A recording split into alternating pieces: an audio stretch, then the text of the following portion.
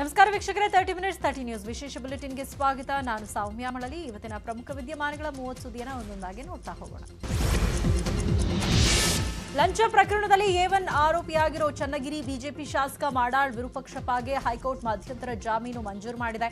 48 ಗಂಟೆಯಲ್ಲಿ ಲೋಕಾಯುಕ್ತ ಪೊಲೀಸರ ಮುಂದೆ ತನಿಖೆಗೆ ಹಾಜರಾಗಬೇಕು ಅಂತ ಖಡಕ್ ಸೂಚನೆ ನೀಡಿ ಮುಂದಿನ ವಿಚಾರಣೆಯನ್ನು ಮಾರ್ಚ್ 17ಕ್ಕೆ ಮುಂದೂಡಿದೆ.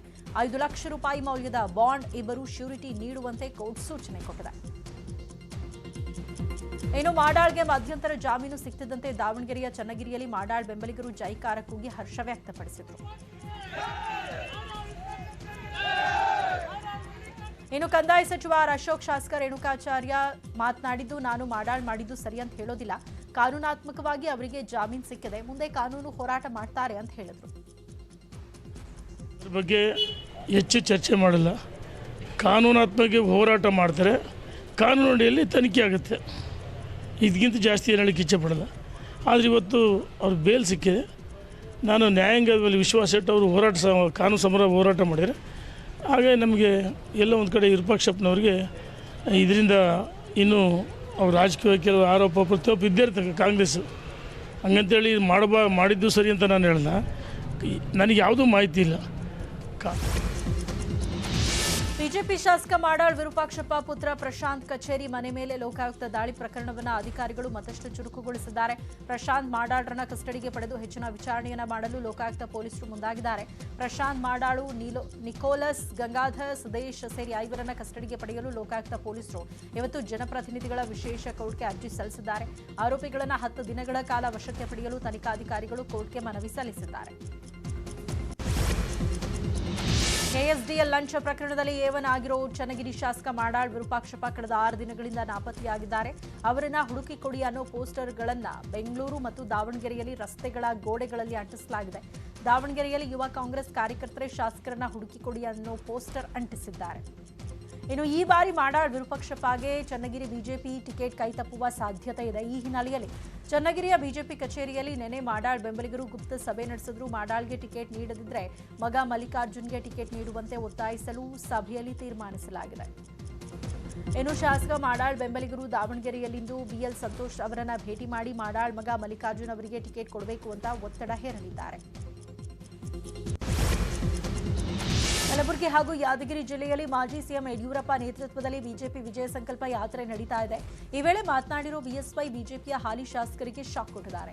4 ರಿಂದ 6 ಶಾಸಕರಿಗೆ ಬಿಜೆಪಿ ಟಿಕೆಟ್ ನೀಡಲ್ಲ, 4-5 ಶಾಸಕರನ್ನ ಬಿಟ್ಟು ಬೇರೆ ಎಲ್ಲರಿಗೂ ಟಿಕೆಟ್ ನೀಡಲಾಗುತ್ತೆ, ಯಾರು ಪಕ್ಷ ಬಿಡಲ್ಲ, ಬಿಡುವವರು ಬಿಟ್ಟು ಹೋಗಬಹುದು ಅಂತ BSY ಹೊಸ ಬಾಂಬ್ ಸಿಡಿಸಿದ್ದಾರೆ. ಬಿಡುಗಡೆ ಮಾಡಿ ಕೆಲಸ ಶುರು ಮಾಡಿ, ಯಾರು ಬರ್ತಾರೆ ಅವ್ರಿಗೆ ಸ್ವಾಗತ, ಯಾರು ಹೋಗ್ತಾರೆ ಅವರ ಸಂತೋಷದಿಂದ ಹೋಗ್ಬೋದು, ಬಂದವ್ರಿಗೆ ಸ್ವಾಗತ ಮಾಡಿ, ಬರೋವ್ರಿಗೆ ಇನ್ನೂ ಅನೇಕ ಜನ ಬರಬೇಕು ಅಂತಿದ್ದಾರೆ, ಅವ್ರಿಗೆ ಸ್ವಾಗತ ಮಾಡಿ. ಬಹುತೇಕ ಹಾಲಿ ಶಾಸಕರಲ್ಲಿ 4-6 ಜನ ಬಿಟ್ಟು ಉಳಿದವರು ಎಲ್ರಿಗೂ ಸಹ ಈ ಬಾರಿ ಸೀಟ್ ಕೊಡುವಂಥ ಸಂಭವ ಜಾಸ್ತಿ ಮಾಡ್ತಾ ಇದ್ದೀವಿ. ಇನ್ನು ಬೆಂಗಳೂರಲ್ಲಿ ಮಾತನಾಡಿದ ಬಿಜೆಪಿ ರಾಜ್ಯಾಧ್ಯಕ್ಷ ನಳಿನ್ ಕುಮಾರ್ ಕಟೀಲ್, BSY ಅವರ ಹೇಳಿಕೆಯನ್ನ ನಾನು ಅಲ್ಲಗೆಳೆಯುವುದಿಲ್ಲ ಅಂತ ಹೇಳಿದ್ರು. ನೋಡಿ, ಈಗಾಗಲೇ ಎಲ್ಲ ಪಾರ್ಟಿ ಚರ್ಚೆಗಳನ್ನು ಪ್ರಾರಂಭ ಮಾಡಿದೆ. ಬಾಕಿರೋದು ಯಾರಿಗೆ ಸ್ಥಾನ ಕೊಡಬೇಕು, ಯಾರಿಗೆ ಕೊಡಬಾರ್ದು ಅಂತ ಹೇಳುವಂಥದ್ದು ನಮ್ಮ ಹೈಕಮಾಂಡ್, ನಮ್ಮ ವಿಶೇಷವಾಗಿ ಪಾರ್ಲಿಮೆಂಟ್ರಿ ಬೋರ್ಡ್ ತೀರ್ಮಾನ ಮಾಡುತ್ತೆ. ಹಾಗಾಗಿ ಇವತ್ತು ಈಗ ಏನೇನು ಚರ್ಚೆಗಳಾಗಬೇಕು ಅದು ಆ ಹಂತದಲ್ಲಿ ಆಗುತ್ತೆ, ಮಾಡ್ತಾರೆ. ಅದಕ್ಕೆ ಹೇಳಿದ್ದೇನೆ, ಪಾರ್ಲಿಮೆಂಟರಿ ಬೋರ್ಡ್ ನಿಶ್ಚಯ ಮಾಡುತ್ತೆ, ಆ ಹಂತದಲ್ಲಿ ಚರ್ಚೆಗಳು ನಡೀತದೆ. ಯಡಿಯೂರಪ್ಪನವರು ಮಾನಸಿಕವಾಗಿ ಅವರಿಗೆ ಮಾಹಿತಿ ಇರೋ ಕಾರಣಕ್ಕೋಸ್ಕರ ಹೇಳಿಕೆ ಕೊಡ್ತಾರೆ. ಅದಕ್ಕೆ ಹೇಳಿದೆ, ನಾನು ವಿರೋಧ ಮಾಡಲಿಲ್ಲಲ್ಲ, ನಾನು ಪಾರ್ಲಿಮೆಂಟರಿ ಬೋರ್ಡ್ ನಿಶ್ಚಯ ಮಾಡುತ್ತೆ, ಹಾಗಾಗಿ ಆ ಹಂತದಲ್ಲಿ ಚರ್ಚೆ. ಇವತ್ತು ಸಚಿವರಾದ ವಿ ಸೋಮಣ್ಣ ಹಾಗೂ ನಾರಾಯಣಗೌಡ ಬಿಜೆಪಿ ಪಕ್ಷ ಬಿಡಲ್ಲ ಅಂತ ಮಂಡ್ಯದಲ್ಲಿ ಮಾಜಿ ಸಿಎಂ DV ಸದಾನಂದಗೌಡ ಹೇಳಿದ್ದಾರೆ. ಇಬ್ಬರೂ ತಮ್ಮ ಪಕ್ಷದಲ್ಲೇ ಇರ್ತಾರೆ. ಸಂಜೆ ವಿಜಯ ಯಾತ್ರೆಯನ್ನ ನಾರಾಯಣಗೌಡ್ರೆ ಸ್ವಾಗತ ಮಾಡ್ತಿದ್ದಾರೆ. ನಮ್ಮ ಜೊತೆ ಇರುವಂತಹ ಯಾರು ಕೂಡ ಪಕ್ಷ ಬಿಡಲ್ಲ ಅಂತ ಹೇಳಿದ್ರು. ಸರ್, ಇವತ್ತು 4 ಗಂಟೆಗೆ ಅವರೇ ರ್ಯಾಲಿಯನ್ನು ಲೀಡ್ ಮಾಡ್ತಾರೆ ಸರ್ ಅವರ ಕ್ಷೇತ್ರದಲ್ಲಿ. ಆಗ ಗೊತ್ತಾಗುತ್ತೆ ನಿಮಗೆ ಅವ್ರು ಎಲ್ಲಿರ್ತಾರೆ ಅಂತ ಹೇಳಿ. ಸರ್, ಸೋಮಣ್ಣರು ಹೋಗಲ್ಲ, ನಾರಾಯಣಗೌಡರು ಹೋಗಲ್ಲ. ಈಗ ನಮ್ಮ ಜೊತೆ ಇರುವಂಥವರು ಯಾರು ಕೂಡ ಹೋಗೋದಿಲ್ಲ. ಆ ಕಡೆಯಿಂದಲೇ ಈ ಕಡೆ ಭಾರಿ ಜೋರಾಗಿ ಮಂಡ್ಯ ಸಂಸದೆ ಸುಮಲತಾ ಅಂಬರೀಶ್ ಬಿಜೆಪಿ ಸೇರೋದು ಫಿಕ್ಸ್ ಆಗಿದೆ ಎನ್ನಲಾಗ್ತಾ ಇದೆ. ಸದ್ಯ ಮದ್ದೂರಿನ ಬಿಜೆಪಿ ನಾಯಕರ ಫ್ಲೆಕ್ಸ್ನಲ್ಲಿ ಸಂಸದೆ ಸುಮಲತಾ ಭಾವಚಿತ್ರಗಳು ರಾರಾಜಿಸ್ತಾ ಇದೆ. ಬಿಜೆಪಿ ವಿಜಯ ಸಂಕಲ್ಪ ಯಾತ್ರೆಯಲ್ಲಿ ಕೆಎಂ ದೊಡ್ಡಿಯಿಂದ ಸಾಗಿರೋ ಹಿನ್ನೆಲೆ ಮದ್ದೂರು ಬಿಜೆಪಿ ಮುಖಂಡರ ಜೊತೆಗೆ ಸುಮಲತಾ ಫ್ಲೆಕ್ಸ್ಗಳು ರಾರಾಜಿಸ್ತಾ ಇದೆ. ಸುಮಲತಾ ಬಿಜೆಪಿ ಸೇರೋದು ಪಕ್ಕಾ ಅಂತಿದ್ದಾರೆ ಬೆಂಬಲಿಗರು. ಮಾಜಿ ಸಿಎಂ ಎಸ್ಎಂ ಕೃಷ್ಣ ಅವರ ಮನೆಯಲ್ಲಿ ಕಾಂಗ್ರೆಸ್ ಟಿಕೆಟ್ ಸಭೆ ನಡೆದಿದೆ. ಮಂಡ್ಯ ಜಿಲ್ಲೆಯ ಮದ್ದೂರು ಕಾಂಗ್ರೆಸ್ ಟಿಕೆಟ್ಗಾಗಿ ಉದಯ್ ಮತ್ತು ಗುರುಚರಣ್ ನಡುವೆ ಪೈಪೋಟಿ ಏರ್ಪಟ್ಟಿದೆ. ಈ ಹಿನ್ನೆಲೆ ಕೆಪಿಸಿಸಿ ಅಧ್ಯಕ್ಷ ಡಿಕೆ ಶಿವಕುಮಾರ್ ಅವರನ್ನ ಎಸ್ಎಂ ಕೃಷ್ಣ ಮನೆ ಕರೆಸಿದ್ರು. ಉದಯ್ಗೆ ಟಿಕೆಟ್ ಕೊಡಿಸಲು ಚಲುವರಾಯಸ್ವಾಮಿ ಲಾಭಿ ಮಾಡುತ್ತಿದ್ದಾರೆ. ಇತ್ತ ಎಸ್ಎಂಕೆ ತಮ್ಮನ ಮಗ ಗುರುಚರಣ್ಗೆ ಮದ್ದೂರು ಕಾಂಗ್ರೆಸ್ ಟಿಕೆಟ್ ನೀಡುವಂತೆ ಒತ್ತಾಯಿಸುತ್ತಿದ್ದಾರೆ. ಕಾಂಗ್ರೆಸ್ ಹಿಡಿದಿರೋ ಮಾಡಾಳ್ ಅಸ್ತ್ರಕ್ಕೆ ಬಿಜೆಪಿ ಕೌಂಟರ್ ಕೊಡೋದಕ್ಕೆ ಸಜ್ಜಾಗಿದೆ. ಮಾಜಿ ಸಿಎಂ ಸಿದ್ದರಾಮಯ್ಯ ವಿರುದ್ಧದ 6 ಪ್ರಕರಣಗಳನ್ನು ಬಿಜೆಪಿ ಕೆದಕಿದೆ. ಈ ಪ್ರಕರಣಗಳನ್ನು ಶೀಘ್ರವೇ ಸಿಐಡಿಗೆ ನೀಡಲು ಬಿಜೆಪಿಯಿಂದ ಎಲ್ಲ ತಯಾರಿ ಮಾಡಲಾಗ್ತಾ ಇದೆ. ಟೀ ಕಾಫಿ ಹಗರಣ, ಜಯನಗರ ಕಾಂಪ್ಲೆಕ್ಸ್ ಹಗರಣ, ಕೃಷಿ ಭಾಗ್ಯ, Indira canteen, Bhupasandra denotification case ಸೇರಿದಂತೆ ಒಟ್ಟು 6 ಕೇಸ್ಗಳನ್ನು ಸಿಐಡಿಗೆ ವಹಿಸುವ ಬಗ್ಗೆ ಬಿಜೆಪಿ ಸಿದ್ಧತೆ ನಡೆಸಿದೆ. ಈ ಸಂಬಂಧ ಸಿಎಂ ಬೊಮ್ಮಾಯಿ ಕಾನೂನು ತಜ್ಞರ ಅಭಿಪ್ರಾಯ ಪಡೆದಿದ್ದಾರೆ. ಸಿಐಡಿ ತನಿಖೆಗೆ ವಹಿಸುವ ಸುಳಿವು ಅರಿತ ಸಿದ್ದರಾಮಯ್ಯ ಎಲ್ಲ ಆರೋಪಗಳಿಗೆ ಸಾಕ್ಷ್ಯ ಸಮೇತ ಕೌಂಟರ್ ಕೊಡುವುದಕ್ಕೆ ರೆಡಿಯಾಗಿದ್ದಾರೆ.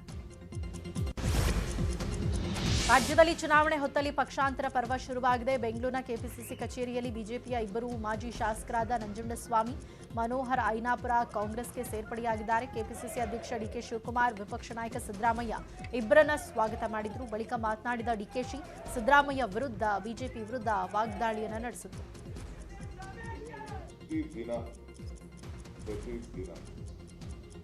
ಶಾರ್ಟ್ ಟರ್ಮ್ ಟೆಂಡರ್ಗಳಾಗ್ತಾ ಇದೆ. ಮೊಬಿಲೈಸೇಷನ್ ಅಡ್ವಾನ್ಸ್ ರಿಲೀಸ್ ಆಗ್ತಾ ಇದೆ. ತರಾತುರಿಯಲ್ಲಿ ಯಾವುದೂ ಕೂಡ ಗಮನಿಸದೆ ಟೆಂಡರ್ಗಳಾಗಿ ಹಣ ಬಿಡುಗಡೆ ಮಾಡುವಂಥದ್ದು ಎಲ್ಲ ಕೂಡ ಸರ್ಕಾರದಲ್ಲಿ ನಡೀತಾ ಇದೆ. ಹಣದ ಮೂಲಕ ಹೇಗಾದ್ರೂ ಮಾಡಿ ಅಧಿಕಾರಕ್ಕೆ ಬರಬೇಕು ಅಂತೇಳಿ ಪ್ರಯತ್ನ ನಡೆಸ್ತಾ ಇದ್ದಾರೆ. ಟನ್ಗಟ್ಟಲೆ ಹಣ ಇದೆ ಅವ್ರ ಹತ್ರ, ಲಂಚ ಹೊಡೆದಿರೋ ಹಣ ಅದು. ಅವರ MLA ಮಾಡಾಳ್ ವಿರೂಪಾಕ್ಷಪ್ಪ ಅವನ ಮಗನ ಮನೆಯಲ್ಲಿ 8 ಕೋಟಿ ರೂಪಾಯಿ ಸಿಕ್ಕದೆ ಅಂತಂದ್ರೆ ಎಷ್ಟು ಪ್ರಮಾಣದಲ್ಲಿ ಲಂಚ ಹೊಡೆದಿರ್ಬೇಕು ಅವನು. ಈಗ 40% ಕಮಿಷನ್ ಸಾಬೀತಾಗೋಯ್ತು. He was caught red-handedly. What more evidence is required, mister Basavaraj Bommai? ನಿಮ್ಗೇನಾದ್ರೂ ನೈತಿಕತೆ ಇದ್ರೆ ಕೂಡಲೇ ರಾಜೀನಾಮೆ ಕೊಡಬೇಕು ನೀವು. ನೋಡಿ, ರಕ್ಷಣೆ ಮಾಡ್ತಾ ಇದ್ದಾರೆ ಅವನಿಗೆ. ಹಾಸನ ಜಿಲ್ಲೆಯ ಹೊಳೆನರಸೀಪುರ ಲಕ್ಷ್ಮೀ ನರಸಿಂಹಸ್ವಾಮಿ ರಥೋತ್ಸವ ಅದ್ದೂರಿಯಾಗಿ ಜರುಗಿತು. ದಂಪತಿ ಸಮೇತರಾಗಿ ಆಗಮಿಸಿದ ಎಚ್ ಡಿ ರೇವಣ್ಣ ವಿಶೇಷ ಪೂಜೆ ಸಲ್ಲಿಸಿದ್ರು. ಇನ್ನು ಜಾತ್ರಾ ಮಹೋತ್ಸವದ ವೇಳೆ ಪ್ರಸಾದ ವಿತರಣೆ ವಿಚಾರದಲ್ಲಿ ನಿನ್ನೆ ಕಾಂಗ್ರೆಸ್ ಜೆಡಿಎಸ್ ಕಾರ್ಯಕರ್ತರ ನಡುವೆ ಜಟಾಪಟಿ ನಡೆದಿತ್ತು. ಇವತ್ತು ಮುಜರಾಯಿ ಇಲಾಖೆ ವತಿಯಿಂದ ಪ್ರಸಾದ ವಿತರಣೆಗೆ ವ್ಯವಸ್ಥೆ ಮಾಡಲಾಗಿದೆ.